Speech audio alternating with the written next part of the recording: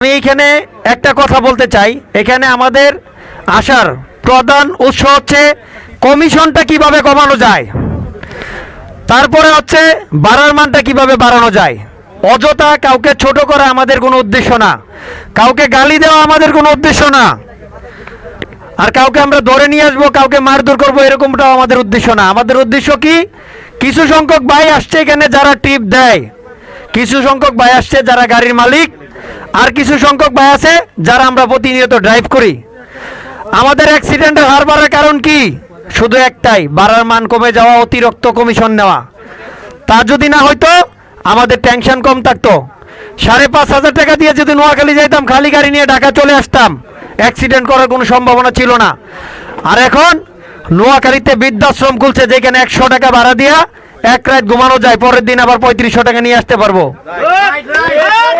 কথাগুলো খারাপ লাগতে পারে। আমি সার কথায় যাওয়ার আগে আরেকটু কথা বলি। আমাদের শহর এন্টিকারের শামীম ভাই এখানে আছেন, উনি টিপ দিয়ে থাকেন।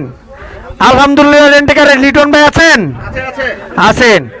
এরকম টিপ দেয় আর কে আছে? আমাদের নাসিম ভাই আছেন, বিল্লাল আলী ভাই আছেন। আপনারা যারা টিপ দেন, হয়তো অনেকের নাম আমি জানি না, কিন্তু এখানে হোয়াটসঅ্যাপ গ্রুপে যারা আছেন, প্রত্যেকটা গ্রুপেই কেউ না কেউ এখানে আছেন। এখানে অনেক বড় বড় টিপদাতা আছে যারা চক্ষু লজ্জার কারণে এখানে আসে নাই, তা আমরা তাদেরকে সাধুবাদ জানাই। কেন? তাদের মধ্যে লজ্জা আছে। তো যারা অধিক কমিশন খান, অতিরিক্ত ট্রিপ ধরেন, আপনারা হয়তো জানেন না, মিরপুরে একটা ফার্মেসি আছে, এখানে লজ্জা শরমের ওষুধ বিক্রি করে।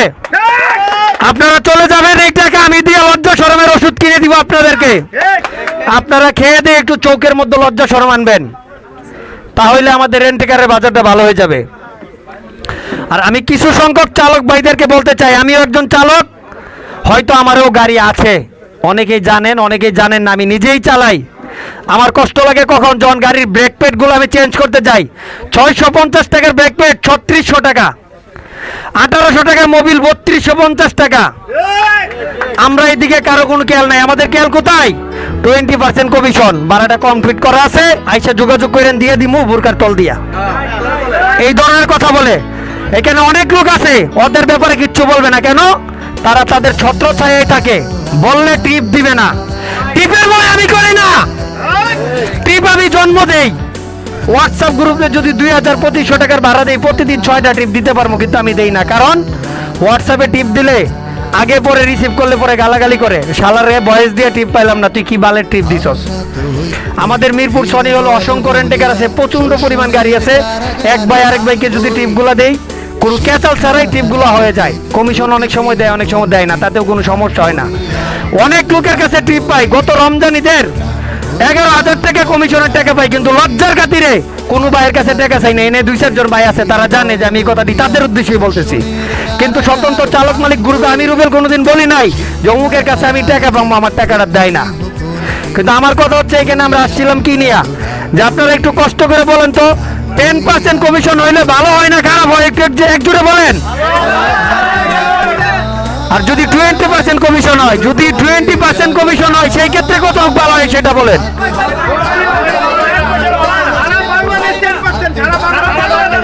সারা বাংলাদেশ 10% হইলে আমাদের সকলের জন্য ভালো হয়।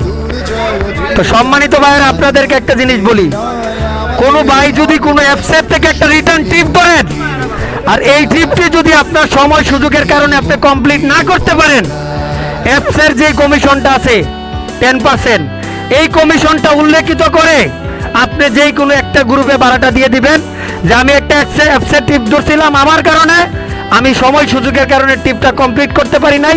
যদি কোনো চালক ভাই এই ট্রিপটা নিতে চান, 10% কমিশনটা আমাকে দিয়ে দিবেন।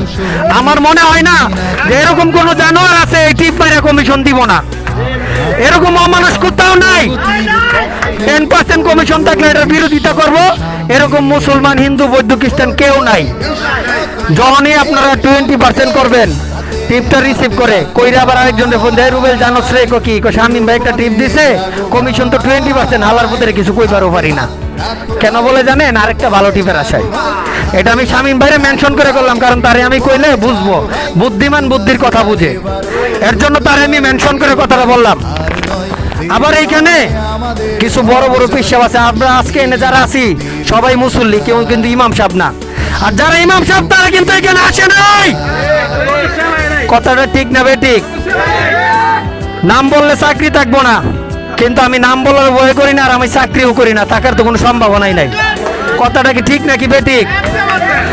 এই হোয়াটসঅ্যাপ গ্রুপের মধ্যে মমিন ওসমান ভাই, নাইম ভাই, জুয়েল ভাই, তারা তিনজন ভালো একটা ম্যান। আপনারা অনেকেই জানেন ভালো একটা ম্যান। আপনারা এনে অনেক লোক আছেন যে জুয়েলের সাথে প্রতিদিনই এক জায়গায় বসে চা খান। আমি তার ছোট করার জন্য বলছি না, আমি আপনাদেরকে বলতে চাই যার সাথে জুয়েল ভাইয়ের ভালো সম্পর্ক আছে তারে সে বোঝানোর চেষ্টা করবেন যে জুয়েল ভাই আপনি এইগুলোর থেকে বিরত হয়ে যান, আমাদের লক্ষ্যে পক্ষে কাজ করেন, একটা শান্তিপূর্ণ সমাজ গড়েন। কথাটাকে ঠিক না বেঠিক? এরকম মমিন ওসমান ভাইয়েরও পরিচিত এখানে আছে, খুব কাছের ভাই বেড়াদার নাই। আপনারা যদি মমিন ওসমান ভাইয়ের একদিন, 2 দিন, 3 দিন বুঝান, আশা করি তিনি একবার না একবার বুঝবেই। আর আমাদের যে সমস্ত চালক ভাইয়েরা আছেন কম টাকার টিপটা রিসিভ করেন, আবার বলেন যে ভাই 6 দিন ধরে টিপ মারি না, কি করবো কন্ট্যাক্টের গাড়ি। আমি এই ভাইদেরকে অনুরোধ করবো, আপনারা যদি বিশ্বাস করেন যে আমি আমাদেরকে সৃষ্টি করার 50,000 বছর আগের থেকে আল্লাহ তাআলা রিজিক সৃষ্টি করে রাখছেন, এই হোয়াটসঅ্যাপ গ্রুপের কোনো ক্ষমতা আছে আমাকে এক মুঠো ভাত খাওয়ানোর? এই দেশের কোনো প্রেসিডেন্ট আছে আমাকে একবেলা খাওয়াবে? অনেক ভালো ভালো খাবার নিয়ে আসবে, আল্লাহর হুকুম যদি না হয় আমি গিলতে পারবো না। কথাটা ঠিক না বেঠিক? তা আমরা যে যাই বলি, আমাদের যারা নেতাকর্মী আছেন, অনেক সিনিয়র ভাইরা আছেন, তাদের সামনে কথা বলার কোনো সাহস নাই। এরপরও আজকে সুযোগে বলতেছি, এই সুযোগটা কিন্তু তারাই করে দিচ্ছে। তো আমি এই ভাইদেরকে অনুরোধ করব, আপনারা সার্বিক পরিস্থিতিতে বিবেক বিবেচনা করে কমিশনটা যেন অবশ্যই 10% থাকেন। আর যে ভাইরা টিপদাতা এখানে আছেন, আপনারা মেহরবানি করে ছোট ভাই, বড় ভাই বা বন্ধুরা সবাই মিলে কমিশনটা 10% ধরে রাখবেন। কিন্তু এই যে কিছু কিছু দোহাই আছে যে টিপটা যদি উল্লেখিত করে দেই, তো ওই যে আমরা ওইখান থেকে যে টিপ ধরি ওইখানে দেখে আবার ভাড়াটা কমায় দেয়, এটা আপনার ভুল ধারণা। কেন? যে ওইখান থেকে টিপটা কমাইবো আপনি তার ব্যাপারটা হোয়াটসঅ্যাপ গ্রুপে প্রকাশ করবেন যে টিপটা আমি শামিম ধরছিলাম 10,000 টাকা, নাসিম করে দিছে 9,000 টাকা, দেখবেন নাসিমের অস্তিত্ব এমনি নষ্ট হয়ে যাব। কথাটা কি ঠিক না বেঠিক? এখন আপনারা কি করবেন? আমরা তো ওই সমাজটা জানি না, কেন আমরা তো এখানে নাই, কারণ আমরা ওইখানে নাই, এর জন্য আমরা তাদের পরিচয়টা পাই না। ওদেরকে পরিচয়টা দেওয়ার দায়িত্ব আপনাদের, যারা আপনারা ওই যে চিপায় আছেন। কথাটাকে ঠিক না বেঠিক? ভাই চিপা বলতে আবার মাইন্ড করেন না, ওই যে টিপ ধরেন ওইটারে বললাম আর কি একটু মজা লাগানোর জন্য।